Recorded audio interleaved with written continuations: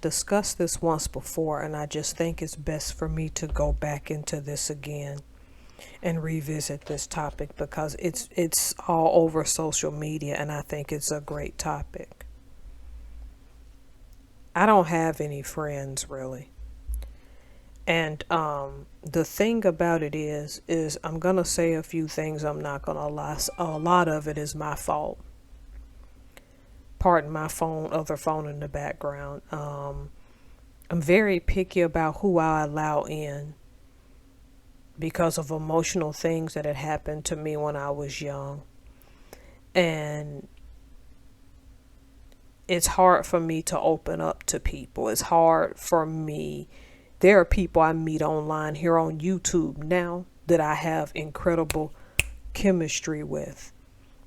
And that's because they hit on the one true tick mark that I want in life. And Mr. Burns I consider a friend really. So it's hard. So to say I don't have friends is a lie. I'll say I hardly have friends. But there are other YouTubers that I'm in sync with that I can sit here, have this conversation, and be honest.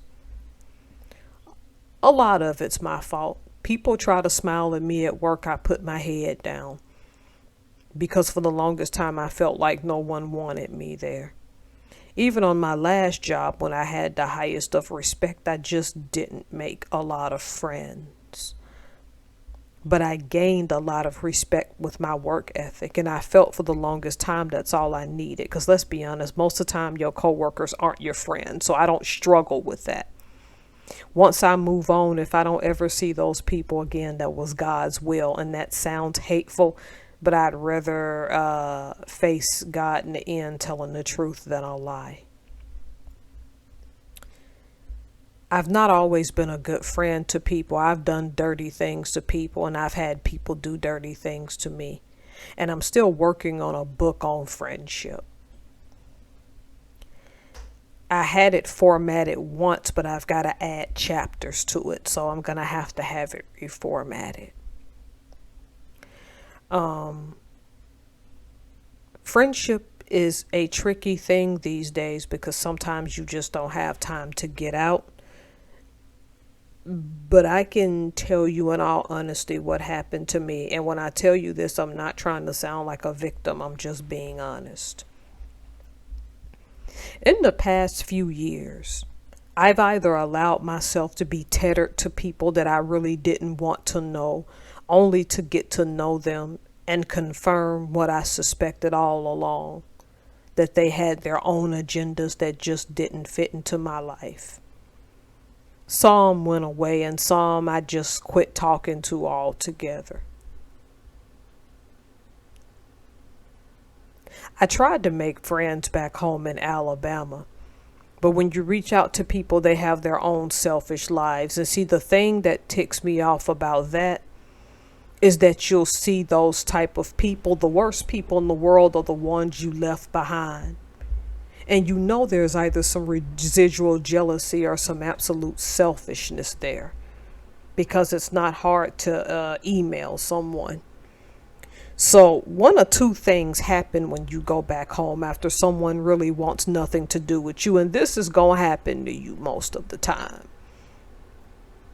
With a person that you tried to build a friendship, or persons that you tried to build a friendship with that rejected you.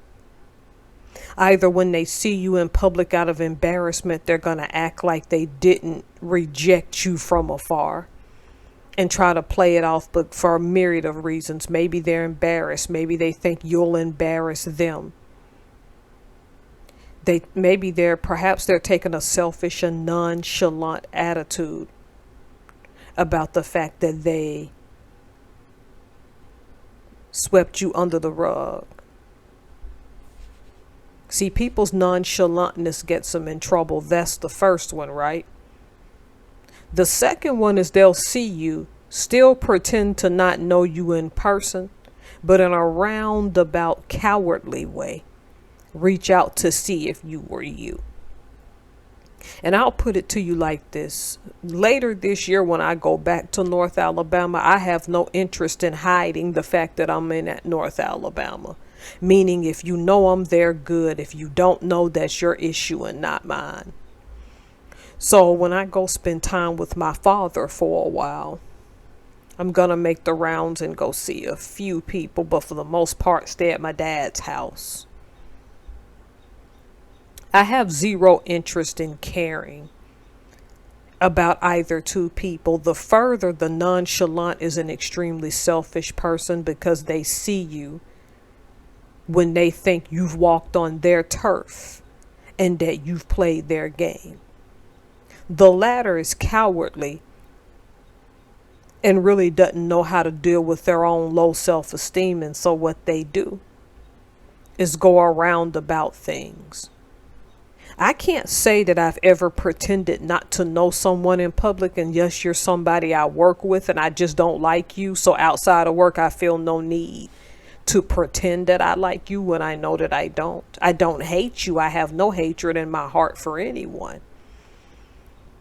So the nonchalantness isn't something I do well, because if I don't like you, by the time I see you out in town around about, you're gonna know that. But there was a time when I was the coward who went the roundabout way, and now it's happening to me. And so in some senses, that's my payback. But I think some of the worst people are the ones who are closest to you in your vicinity. Well, we can be cool if you meet me on this, this, and this. Because there was one person here locally saying, well, if you come volunteer at this center with me, then we can see each other more often. So I have to meet you on that turf. Why? And she did the same thing that these others did, either just don't answer emails or make snarky responses after a while, or just let her phone ring and ring.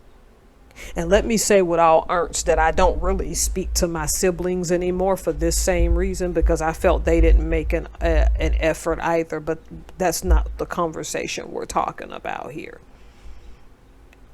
Something about me going back to my childhood is always giving off one-sided energy.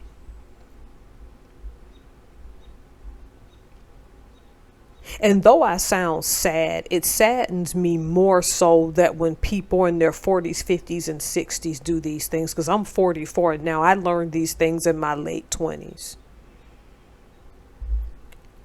When I realized I could go eat at nice restaurants by myself in my mid to late 20s and not shed a tear and feel a sense of euphoria, that's when I knew something was sort of wrong. Because that innate part of us, from a human standpoint, want to be around people, but I didn't want to.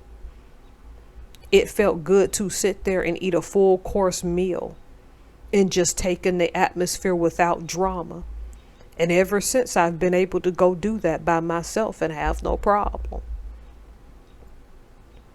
I've seen people cry, and I understand on YouTube, and I understand your empathy for wanting friends. People just drop off, and no matter how nice you are, they see you as a convenience, but they're never going to tell you that. I get that, but my attitude is different than you all's. If that is how you felt, keep that energy. I was cool with someone who took it upon themselves to assume that they could tell me how to live my life in 2023 because I want to start businesses. And I had to cut that off. And then it dawned on me that this person may have been trying to control me the whole time. And this is one of those situations where no matter how honest you are with people, they can shake their head and pretend to like you. But behind your back, they're plotting on how to get you to change to fit them. This is why another person in Alabama, we just cut contact, and I think that this person assumes I should contact them. And so to give you context, I'm not going to say gender or anything, but this person's house is near my late grandmother's grave. And I'm going to be visiting her grave every single time I go home. I'm not going to sidestep going to see my grandmother because that person's house is down the street. I'm just not gonna do it. I'm going to walk with my head up high. But for those of you all who feel lonely, I understand it because I am it right now. But I would challenge you to allow this loneliness to last as long as it has to, so that you can build stronger, longer lasting friendships once you come out of therapy, once you come out of your loneliness. And to no longer settle with people who just drop off when they feel like it. And admit to yourself, like I have, that even you, just like me, have just dropped out of someone's life and hurt them, because I've done that. And looking back, I have a lot of remorse about it. But that's not how that person may feel, and I have to understand that. I know my voice sounds sad, but I'm just going to be honest. I'm feeling good about not having a lot of friends. And for however long I have to sit here until people know how to act their age, until people know how to act genuine, I'm filled with complete gratefulness and gratitude of all of you on YouTube who share your stories, because I'm with you. But please bask in that loneliness and learn the lesson from it before you walk back into dysfunctional friendships or yourself be the cause of the dysfunction.